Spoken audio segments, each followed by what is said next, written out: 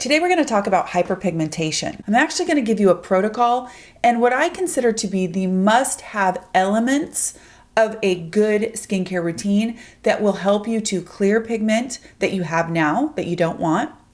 And it's also going to help you prevent more pigment coming in the summer that then you have to correct in the fall. I'm also going to do a corresponding blog post to this video with product recommendations. So if you are interested in products that I recommend and that I've used and that I think are effective for each of the elements that we're going to cover today, I will put it in the description box and I will put it on my blog, and the blog is linked in the description box. So definitely check down there. First things first, you need to know that there are 5 elements, 5 categories that you need to have covered in a comprehensive skincare routine in order to get some results. Number 1 is going to be sunscreen. And listen, I know that it gets talked about like crazy all the time, all over, everywhere, including this channel. But I cannot emphasize enough how important it is to protect your skin from the sun, because we know that sun rays are part of what happens with the damage to our skin cells that causes the overproduction of melanin and kind of irregular pigment.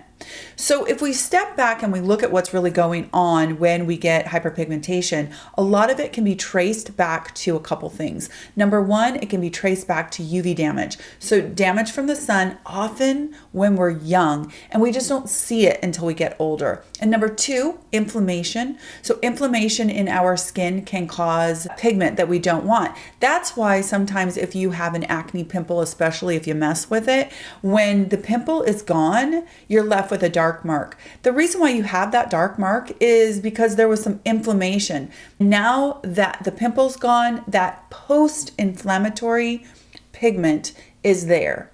Now, the good news is that pigment can be cleared very similarly to sun damage pigment. So we can treat it with this exact same protocol. So whether you have hyperpigmentation because of acne or other inflammatory things that left behind dark marks, you can employ these methods to help clear them up. So number 1 is sunscreen. The second thing that we need to do is pigment inhibitors.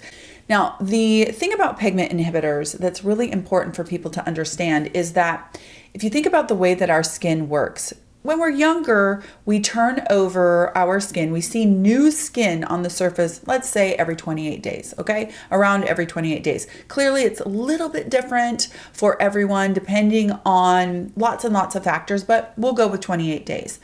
So if you think about a skin cycle as 28 days and you think about your melanocytes pumping out pigment and coloring those skin cells that have to work their way to the surface, if we have excess pigment coming out from there, it's really important that we inhibit that we stop that or slow it down, so that as those skin cells make their way to the surface, they are absent of that excess pigment. That's what a pigment inhibitor does. It really works at the root of the problem, so that as we're encouraging new skin cells to come to the surface, as they do, no matter whether we encourage them or not, that's the cycle of skin, then we're encouraging them to come forward clear of excess pigment. So pigment inhibitors are huge. The good news is lots of these elements that we're going to talk about today overlap. So a lot of things will do a couple different things for us. That's why this particular plan is so great, because we are coming at the problem from multiple directions, and a lot of those directions overlap each other. There are a lot of pigment inhibiting ingredients on the market. There's a lot more at our disposal today than there was 10 years ago. So that's really, really good news. Over-the-counter things are going to work a little bit more slowly. They're going to be less effective pigment inhibitors, but if you use them consistently, you definitely can get results. It's just going to be slower. Now, if you get a prescription strength pigment inhibitor, which is hydroquinone, if you get that, you definitely will see results faster. That requires the care of a practitioner. If you are able to get in and get a prescription and you're comfortable with hydroquinone, just know that that is definitely the gold standard. That is the one that's going to get the fastest results. It's also the one that is A, prescription, and B, expensive, and C, it can be irritating. So there's lots of factors to take into consideration. You aren't going to get very far if you don't use pigment inhibitors. That's just the bottom line. And what you really need to do is you need to be using a pigment inhibitor at night, and you got to use one in the morning. So if you think about it, these cells are constantly marching towards the surface, right? And pigment inhibitors need to be down there blocking that excess pigment all the time. So if you're only using a pigment inhibitor at night, you're kind of allowing a gate to open. And, as soon as that wears off, you wash it off your face, that kind of thing, you're kind of allowing an opening so that some of that pigment can slip through. You're just not going to get as good of results. So pigment inhibitors need to be on board morning and night. The next thing that you need to be doing is antioxidants during the day. Now, the cool thing about this is that most of the antioxidants that I would recommend, which is essentially vitamin C and astaxanthin, those are the two of my favorites when it comes to hyperpigmentation. They actually are also pigment inhibitors. So this is one of those times when you're kind of getting a twofer on one of your topicals. So they are helping to fend off reactive oxygen species and things in our environment that are damaging to our cells and that are also going to result in excess pigment, but they're also inhibiting that pigment like we talked about. So if you use an antioxidant during the day, you are getting an effective pigment inhibitor along with something that's helping to protect you from further damage. So antioxidants are the third thing that you have to have on board if you really want to tackle hyperpigmentation. Now, the fourth thing is going to be retinoids. Now, this could be over-the-counter retinol or retinaldehyde, or this could be a prescription of a retin-A, tretinoin, retinoic acid. Just depends on your comfort level. It depends on, your access, because a retinol, an over-the-counter retinol, while it might be slower to work, it will work. Now, this is another category that is twofer. Retinoids are pigment inhibitors. See a theme here? They are pigment inhibitors, but they also encourage healthy cells to move to the surface. So they encourage cell turnover. So think about it, as we get older, our cells definitely come to the surface more slowly. Our skin cycle slows down. It gets to be longer. So instead of 28 days and seeing fresh skin, it's maybe 40 days. At my age, it's probably 40 days. Now, if I use a retinoid, which I do every 3 days or so, if I use a retinoid, that helps to speed up that cellular turnover so more cells are able to move more quickly through the layers so that they reveal healthier cells sooner than 40 days. I really want that to happen. I want to speed my cellular turnover. I want to speed it back up to something closer to when I was younger.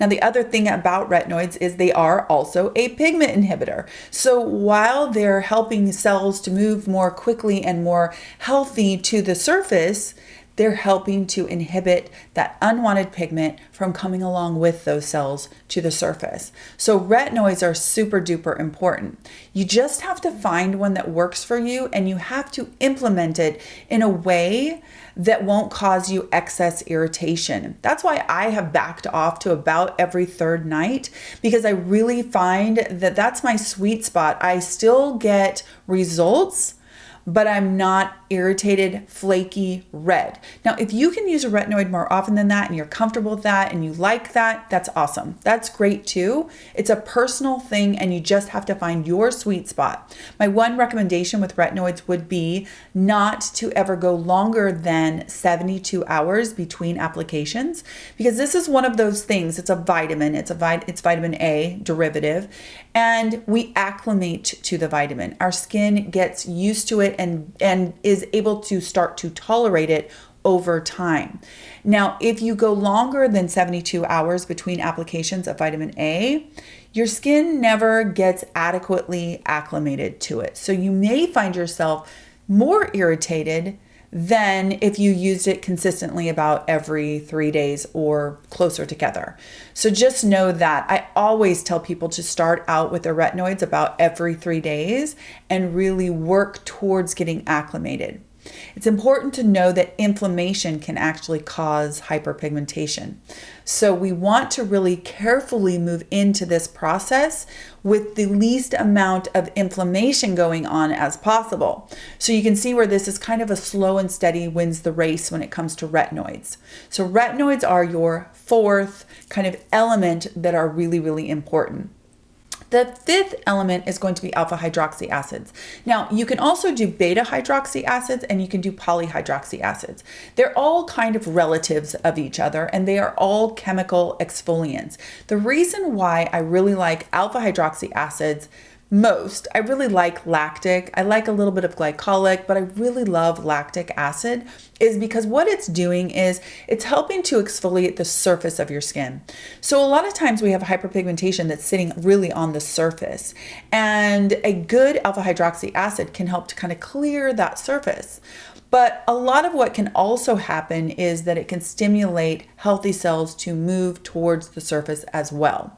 Now, that's typically with glycolic acid. Lactic acid is an alpha hydroxy acid that is also a humectant. So not only is it helping to exfoliate the surface and just really get rid and clear the surface of pigment that's all the way there, but it's also helping to hydrate your skin in the process, which just leads to more beautiful looking skin in the moment. The other thing that, of course, alpha hydroxy acids can do is they can help with the texture of your skin. And often what comes with hyperpigmentation is irregular texture. And the two of those things together can just visually look not great. So if you can improve the texture of your skin while you're helping to lighten unwanted hyperpigmentation, overall, you're just going to look at your skin and see more beautiful skin.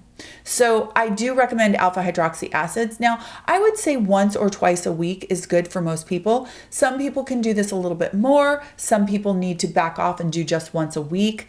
I really, really like to do a toner type situation in the morning, once or twice a week, depending on how my skin feels.